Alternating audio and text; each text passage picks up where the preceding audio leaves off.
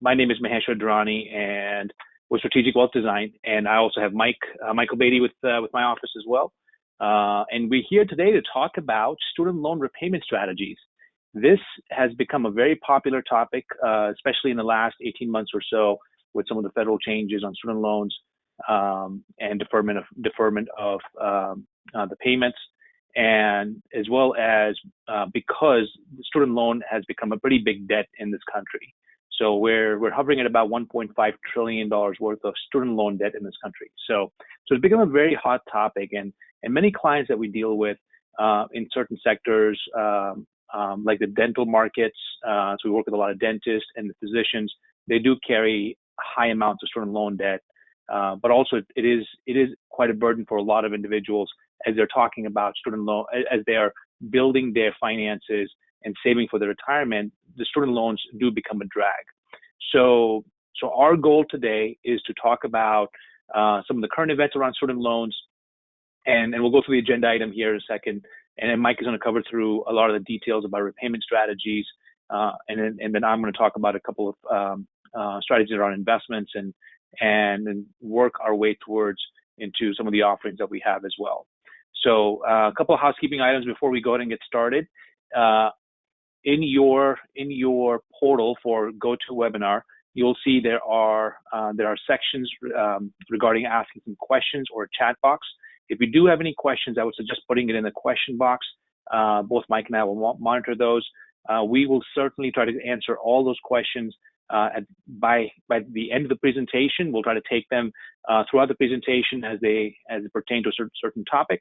But we will certainly make sure we'll try to answer all your questions by the end of the entire presentation is done. So we're hoping we'll go about 45 minutes.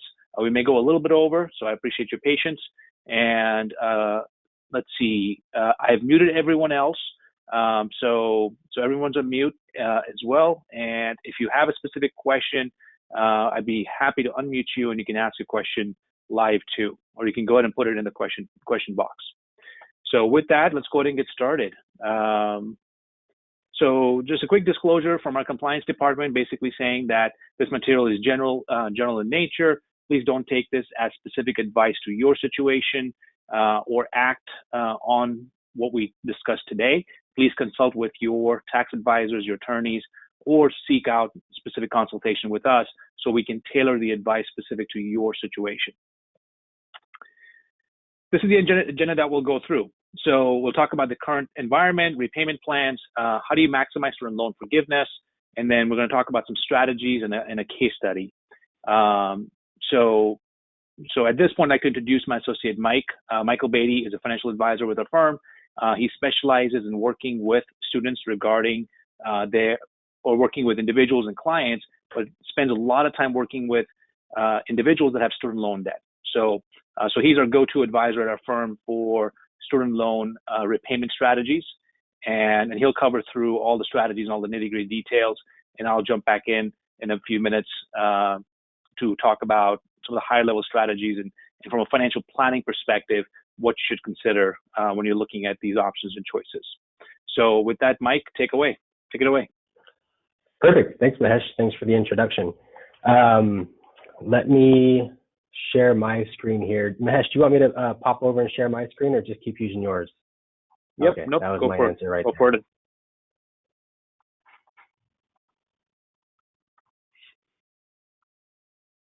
Mahesh, I think you need to make me the presenter. Oh, give me 1 second here. There we go. Perfect.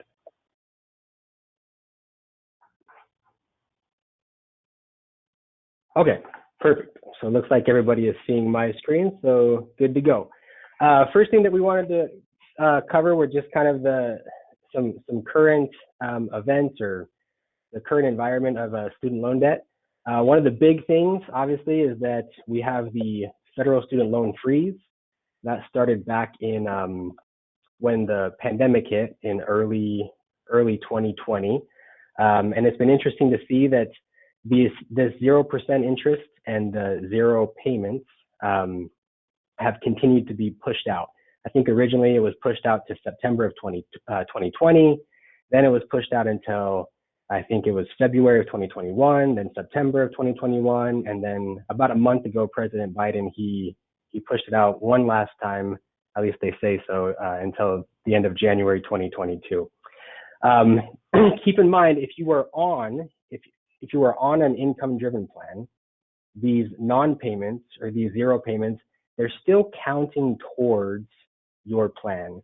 That has caused some confusion for some borrowers as to whether those payments or non-payments over this time are still counting towards your repayment plan, and they are. So you don't have to make any payments, but these non-payments still count towards your forgiveness plan.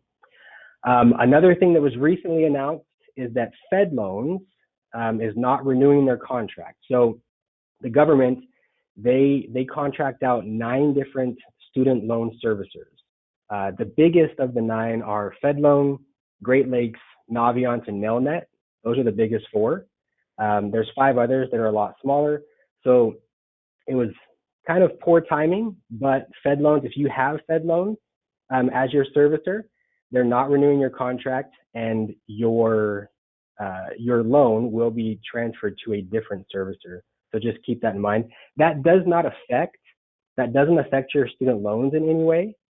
It's just simply that you won't have Fed Loans as your servicer anymore. It'll be transferred to Great Lakes or Nelnet or Navient or one of the other smaller ones.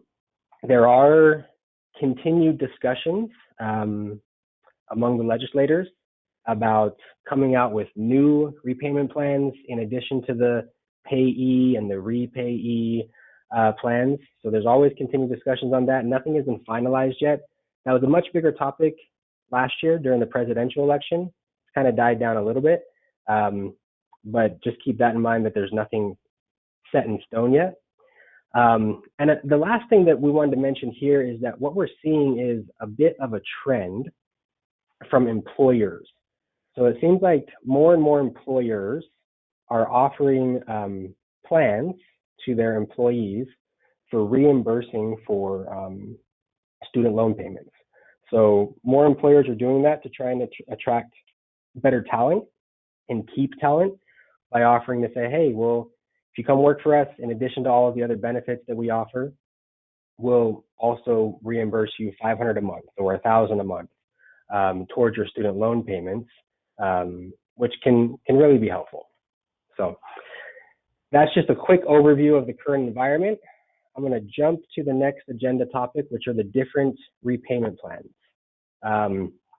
So if you have federal student loans, okay, not private loans, but if you have federal student loans, you can break the different repayment options down into two different categories.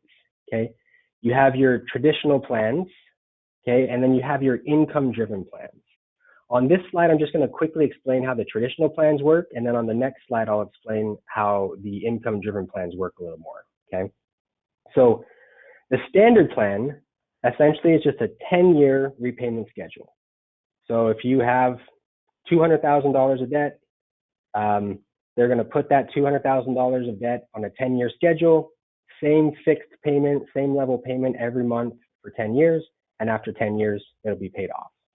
Okay. The graduated repayment plan is also a 10-year schedule. However, the difference is that on the graduated repayment plan, your payment will start off lower, and then every year or two, the payment will increase. So in the beginning of the 10-year schedule on the graduated repayment plan, your payment is going to be significantly low. But then towards the latter years of that 10-year schedule, the payment's going to get pretty high in the last couple years of that 10-year schedule. But again, after 10 years on that graduated repayment plan, your debt will be completely paid off. Okay. The extended fixed is similar to the standard repayment plan. The only difference is that it's a 25-year schedule. So essentially, if you have $200,000 of debt, they put it on a 25-year schedule. You'll have the same fixed level payment for 25 years, and after 25 years of making monthly payments, it'll be paid off. The extended graduated is also a 25-year schedule, but it works the same way as the graduated one, where on the extended graduated, it'll start off as a lower payment, and every couple years, that payment will increase over that 25-year schedule.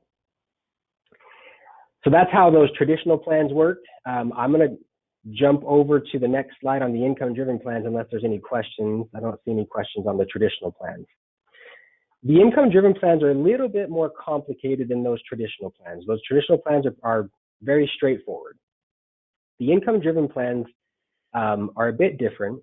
I'm going to focus primarily on the bottom two, the payee, which stands for pay as you earn, and the repayee, which stands for revised pay as you earn. Those bottom two are the most relevant nowadays.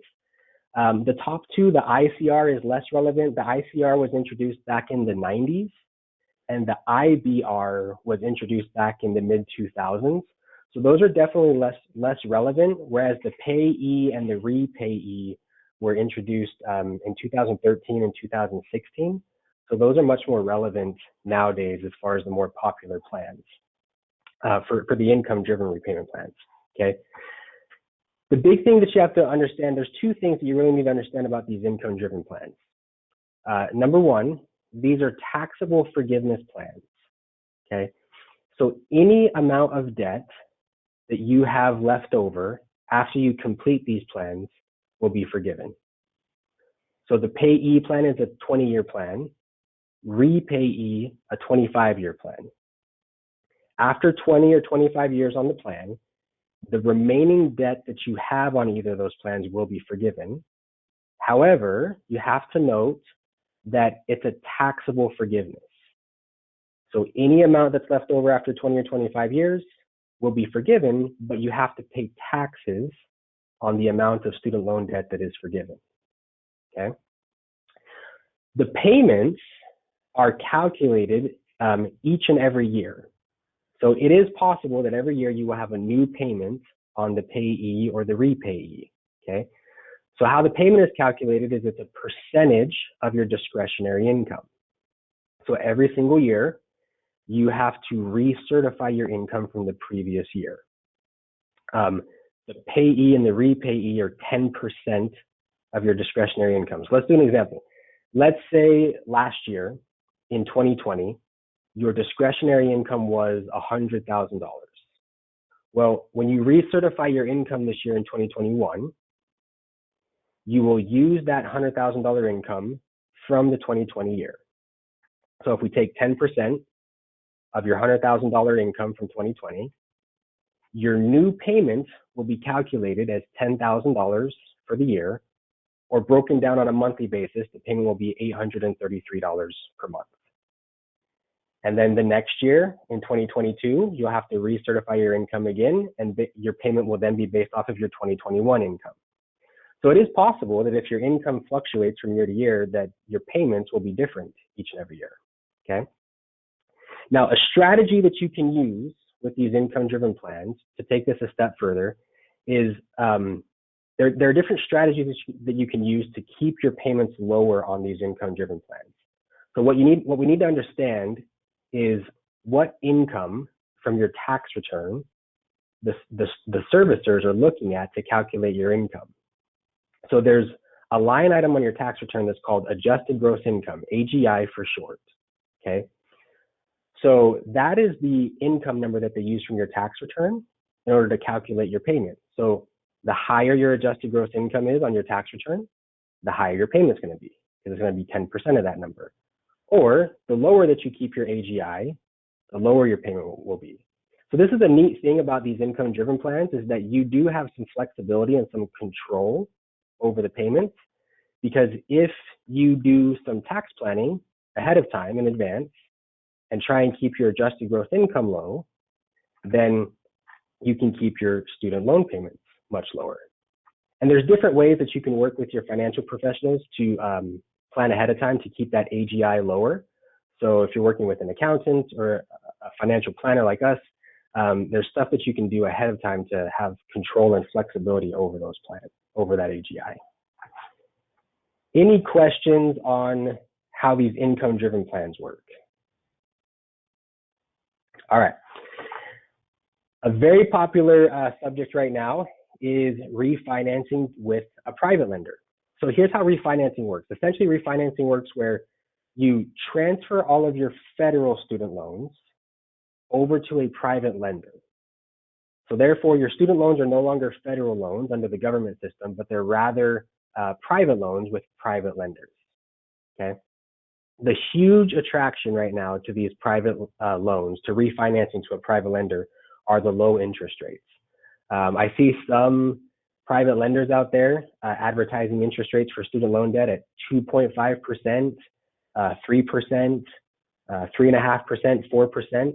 So that's the huge attraction right now to these private loans, is the low interest rate. Okay. However, the downside of refinancing to a private lender is that you no longer will qualify for any loan forgiveness. Loan forgiveness is only applicable for the federal student loan debt if you keep federal loans. Okay. Most of the lenders, the private lenders, if you do transfer over to a private lender, they'll give you anywhere from a 5-year schedule to as far out as a 20-year schedule. There are no private lenders that will go further out than a 20-year repayment schedule. The big thing that you have to keep in mind before making a decision to move into private loans and refinancing is that that decision is permanent. So if you refinance to a private lender, you can never go back to having federal loans. So before you make that decision, you really want to run the numbers, run an analysis, whether that's on your own or with a financial professional, to make sure that that is the right decision before you make that decision.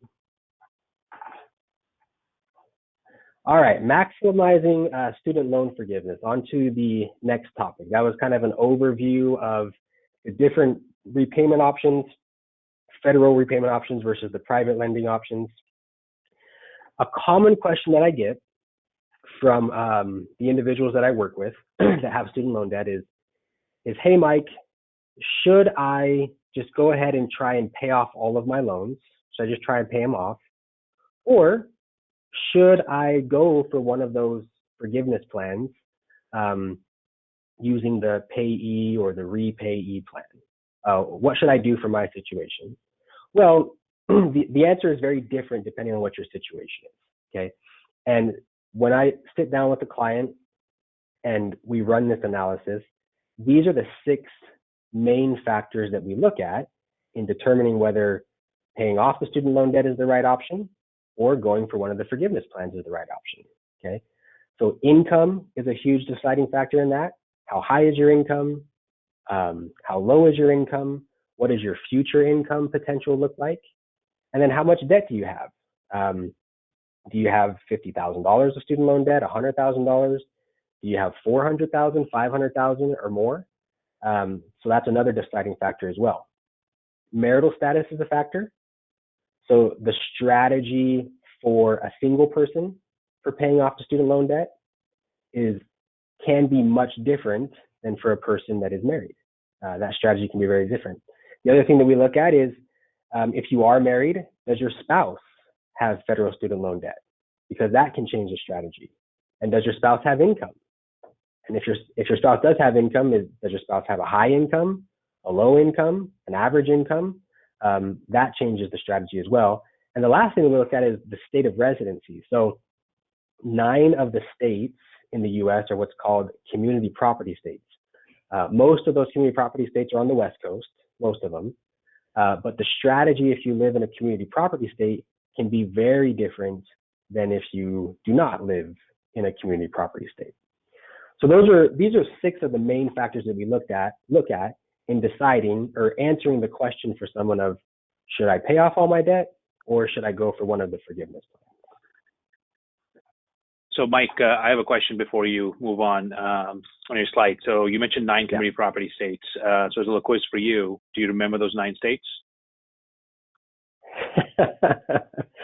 I knew that was coming when you started mentioning that. So I don't remember all 9, but I can say I can probably remember 7 of them or 8 of them. There's Nevada is one of them, Arizona is one of them, Texas, California, Idaho, Washington State, Wisconsin. How many is that? That's about 7. You got 2 more left. I think Louisiana is one. Yeah, Louisiana and New New Mexico. Mexico. Okay. So I know Okay, there we we may go. have callers, we may have attendees from different states as well. So Arizona, California, Idaho, Louisiana, Nevada, New Mexico, Texas, Washington, and Wisconsin. Those are the 9 states that are community property states. So if you do live in one of those states, another repayment strategy opens up to you that Mike will cover as well. Yeah, yeah. And it's a very advantageous strategy. I actually just had a meeting with a client last night that lived in a community property state, and the strategy that you can use in a community property state is going to work very, very well for them, extremely well for them. So it can be very advantageous to use that strategy. Public service loan forgiveness. So this is a little bit different, just a little bit different than the taxable forgiveness plans. Okay, remember the payee, the repayee, the IBR, and the ICR. Those are taxable forgiveness plans. The public service loan forgiveness is a tax-free forgiveness plan. Okay, however, you do have to work for a qualifying employer. Most of the time, that is a not-for-profit employer. Okay, there's not necessarily a list, but if you do work in the not-for-profit sector, what you'll want to do is you'll want to ask your employer if they are a qualifying employer for this PSLF program, Public Service Loan Forgiveness. The two reasons that this Public Service Loan Forgiveness is even better than the taxable plan is because it's only a 10-year schedule. You only have to pay for 10 years. And after 10 years, any amount of debt that is remaining will be forgiven tax-free. You don't even have to pay taxes on the amount forgiven. So there are certain rules that go around it with consolidation. There's an ECF, or employer certification form, that you have to fill out every single year. That's actually, I think I've read some research on this where that's actually one of the biggest reasons that borrowers will fail to get this PSLF, is because they fail to fill out and correctly submit the employer certification form, because that has to be submitted every single year. And that's a form that you have to fill out with your employer and submit to your servicer. So, so there's certain rules around it that you have to really pay attention to, but it can be a great plan if you work in the not-for-profit sector. All right, here's the fun part, a case study, okay? Keep in mind, before I go into this case study, okay, keep in mind there are, I don't know, 3 dozen different scenarios that you can fall into, okay? So there's a difference between being single as a borrower, being married, living in a community property state versus a non-community property state, married to a spouse that has student loan debt versus married to a spouse that doesn't have student loan debt, married to a spouse that has income versus one that doesn't have income, okay? But we just wanted to cover one case study, even though there's a dozen or more different scenarios that we can run into. But the case study that we just wanted to cover today is just one. It's a married couple, okay, where one spouse, okay, has student loan debt, $400,000 of student loan debt, federal student loan debt, okay, and that borrower is married to a spouse that does not have any student loan debt, but the spouse that doesn't have student loan debt also has $100,000 of income, okay? And the borrower that has $400,000 of student loan debt has an income of $175,000 a year. And with the numbers that we kind of project out, we're just assuming that that borrower has a 3% annual increase every year to their $175,000 of income, okay?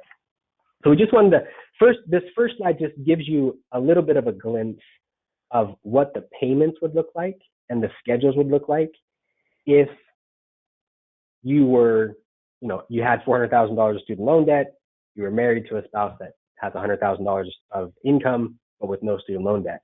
On that standard plan, remember the standard plan is a 10-year plan, okay? On that standard plan, your payment monthly would be almost $4,500 a month. Okay, which if you're, just out of school or recently out of school, that can be a huge bill to swallow or to have to pay out every single month. a $4,500 monthly payment. Okay, that's a big payment. That's the downside of that standard 10 plan, is that it's a large monthly payment. But what you'll notice is that the cumulative cost, meaning the total amount of principal plus interest that you have to pay back over 10 years, is the least amount, just because your payment's so high. So that's what is attractive to that standard 10 plan, is the total cost is the lowest, but the monthly payment is very high. Okay. The extended fixed plan, remember, the extended fixed plan is a fixed payment, level payment, but it's spread out over a 25-year term. Okay. So it's almost half of the standard 10 plan, which makes it more attractive because it's a lower monthly payment. But what you'll notice is that the total cost is quite high. Like, essentially, you almost pay $400,000 of interest over that 25-year period. Okay. And then you can see how the graduated plan works, how the payment is very low initially, but man, does that payment get really high. Again, the graduated plan is a 10-year plan where every year, every 2 years, your payment is increasing. Okay. So you can see towards the end of that 10-year period, that's a very high payment, over $8,000 a month towards the end of that 10-year schedule. And then you can see that the extended graduated works the same way, very low payment initially. The payment doesn't get as high on the back end, but you can see that the total cost ends up being the highest on this one. Okay. I don't see any questions on how the examples of these traditional payments. Okay, there we go. So again, I'm going to focus more on the payee and the repayee, okay, because those are the most popular plans just because of the lowest payments, 10% of income versus the IBR, which is 15% of income.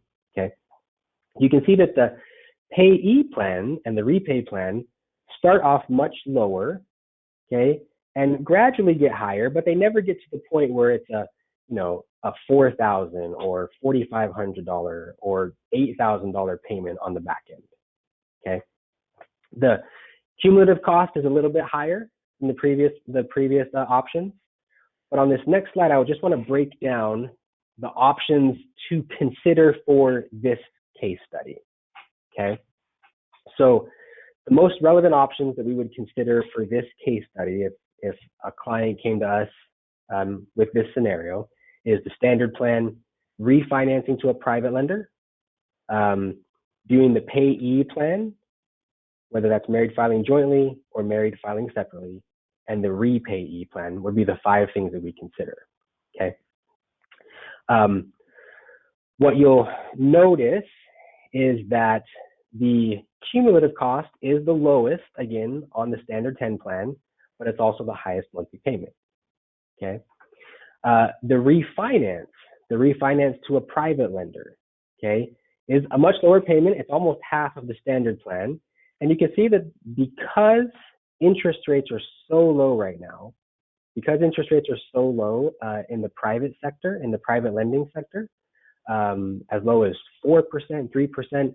I think the lowest that you can get on a 20-year loan is about a 4% interest rate.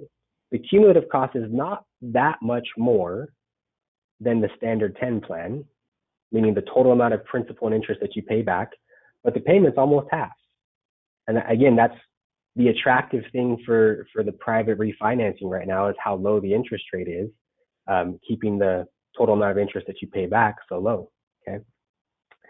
The advantages to the payee and the repayee plan is that your payments are going to start off even lower.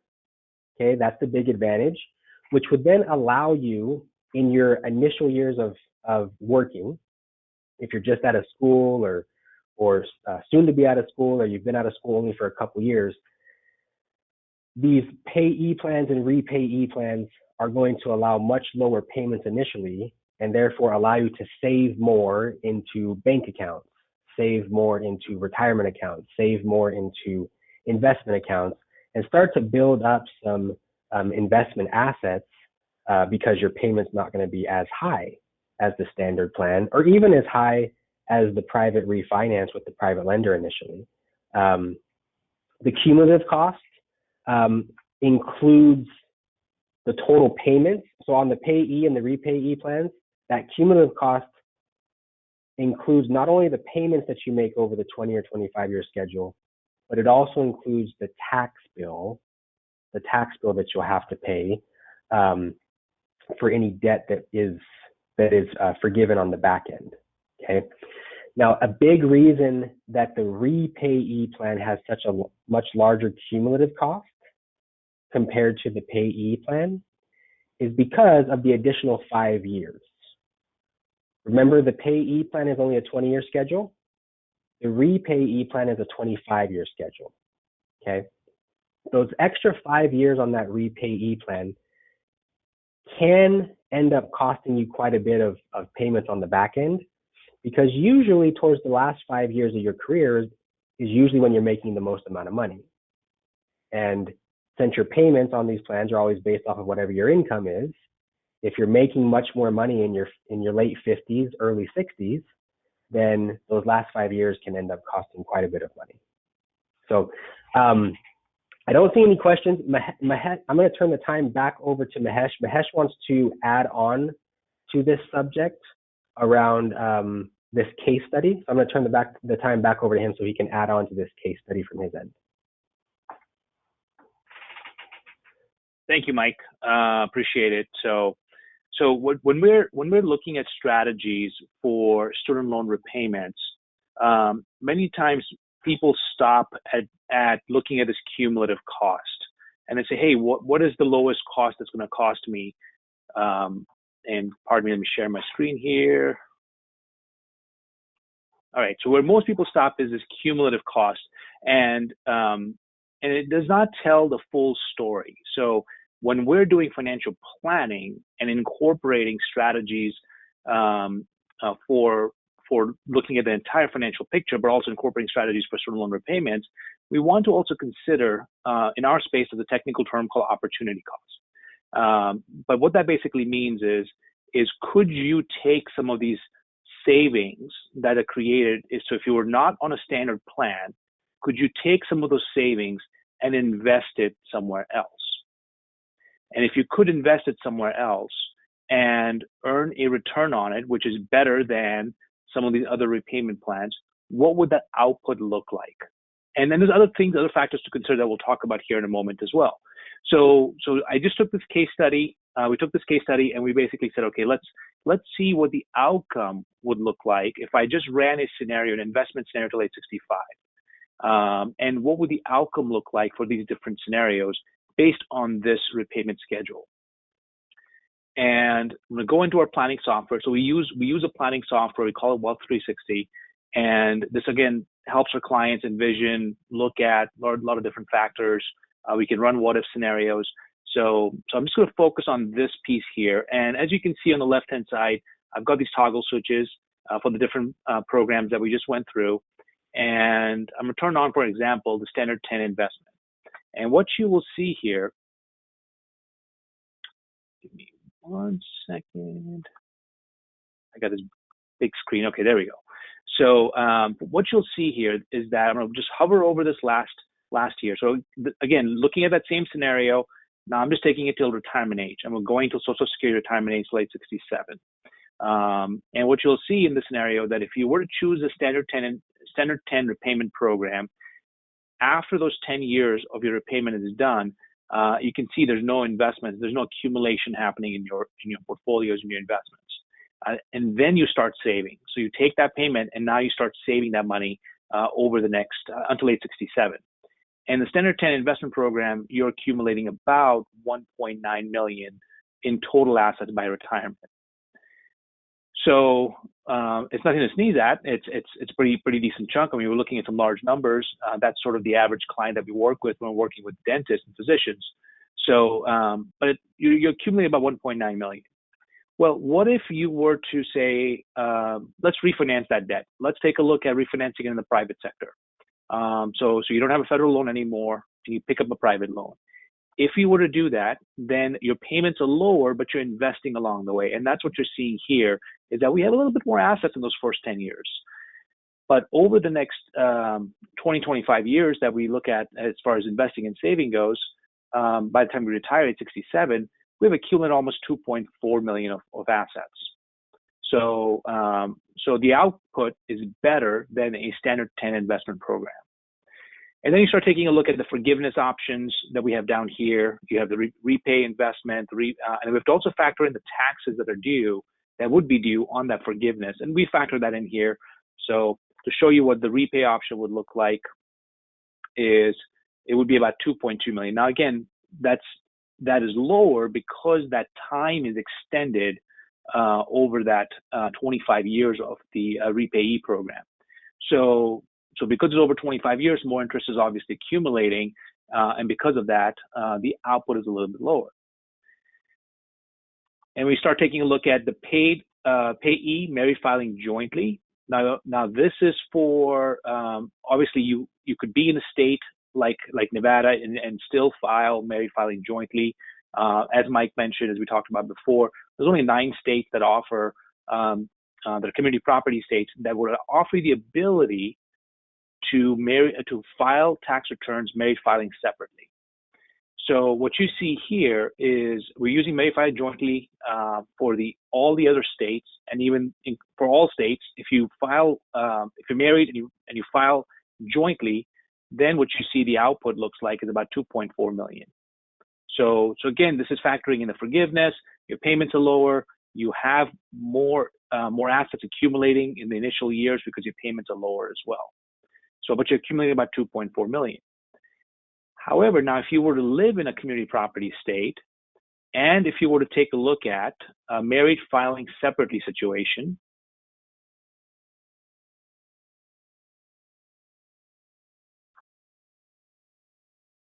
give it a moment, it's going to refresh the screen. There we go. Married filing separately, then you're accumulating as much as $3 million in total assets by retirement.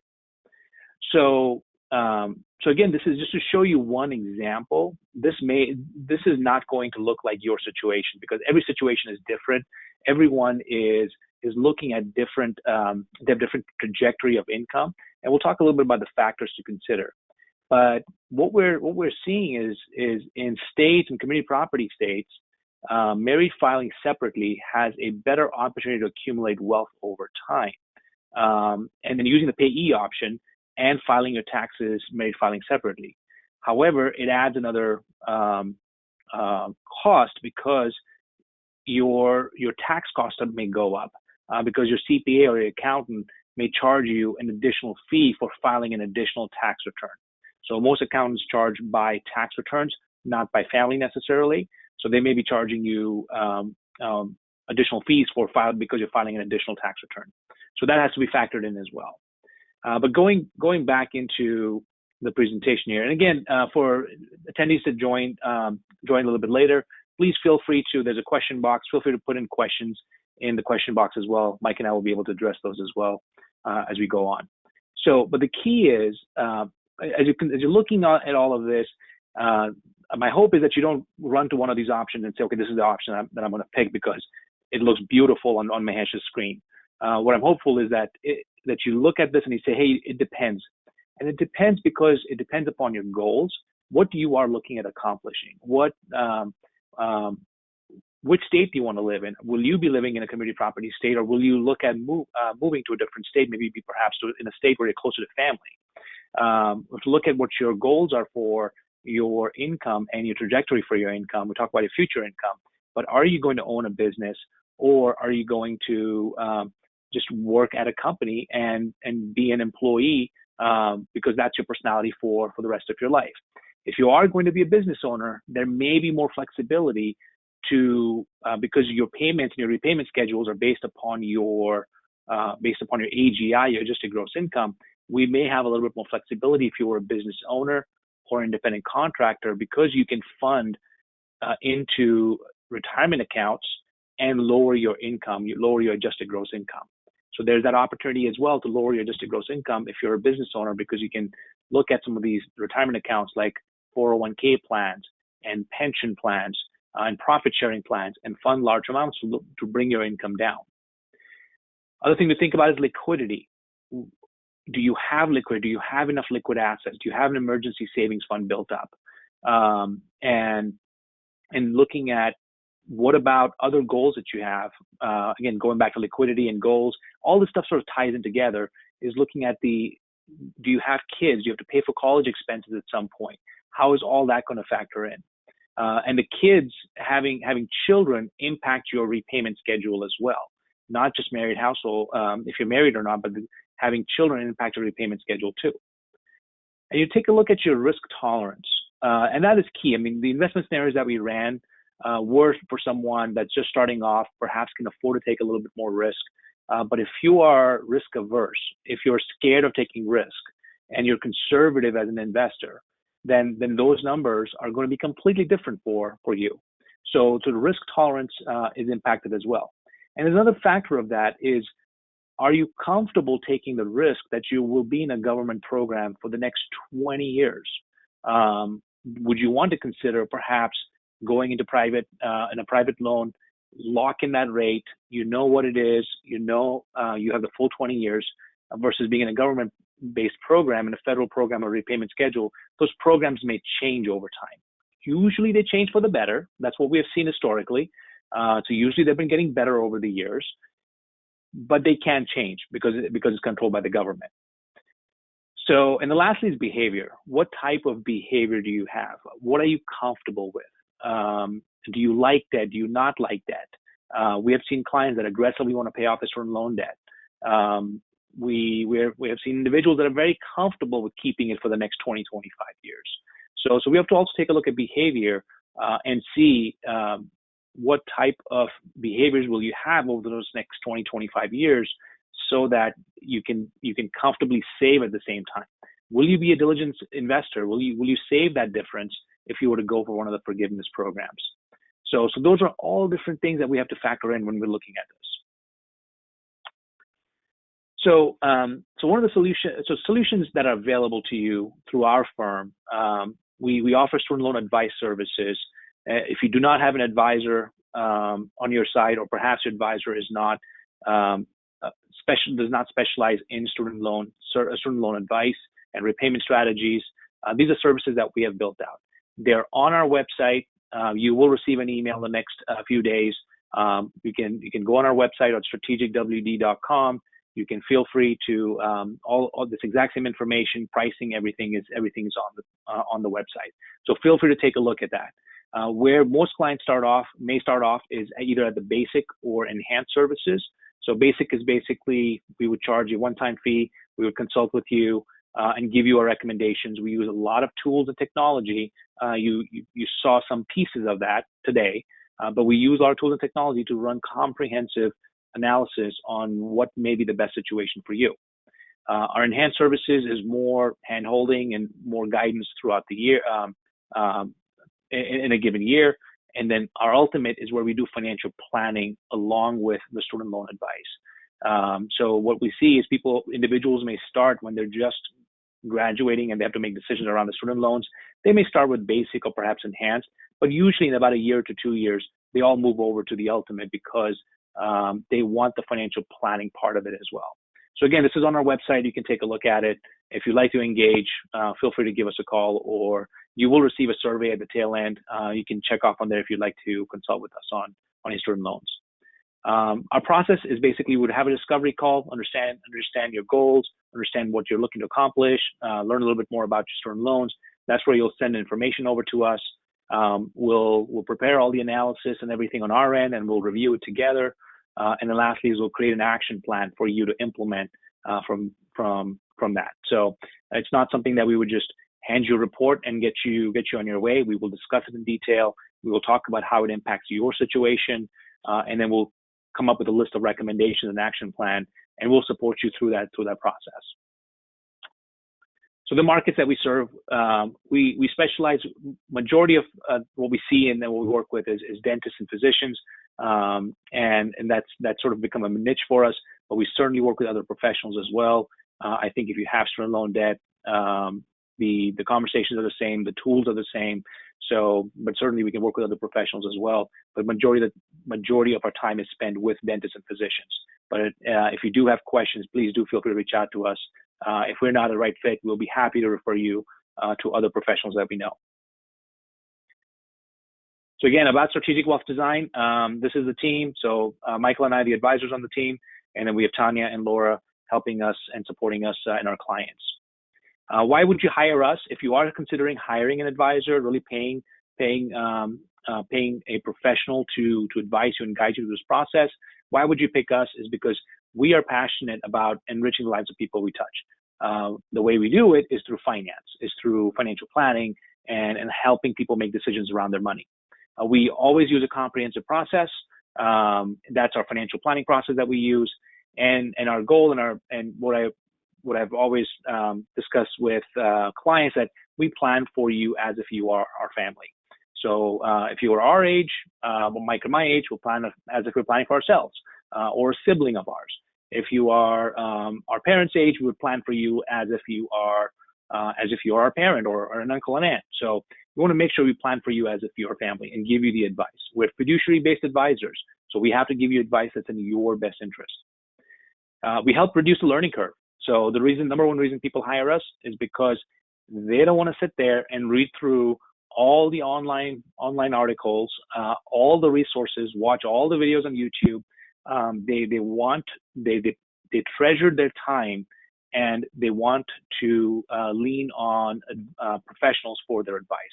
So we help you reduce that learning curve and make it quicker to help you move on with the rest of your financial decisions that you have to make. So next steps, if one thing that will happen is as soon as this meeting ends, a survey will pop up on your screen. I would request that you please complete that survey. If you do not get a chance to complete that survey right after the meeting ends, please, you'll receive an email in an hour. Please complete the survey after that. Feel free to schedule a complimentary consultation with us, and you'll receive other emails to schedule the complimentary consultation as well. And if you would like us to reach out, check that off in the meeting survey as well. Select the service offering that you're comfortable with, and then just start the financial planning process, start the planning process to help you guide you through the student loans. So I think that's when we take questions, Mike. Anything else popping up? Again, if you have questions, put it in the question box.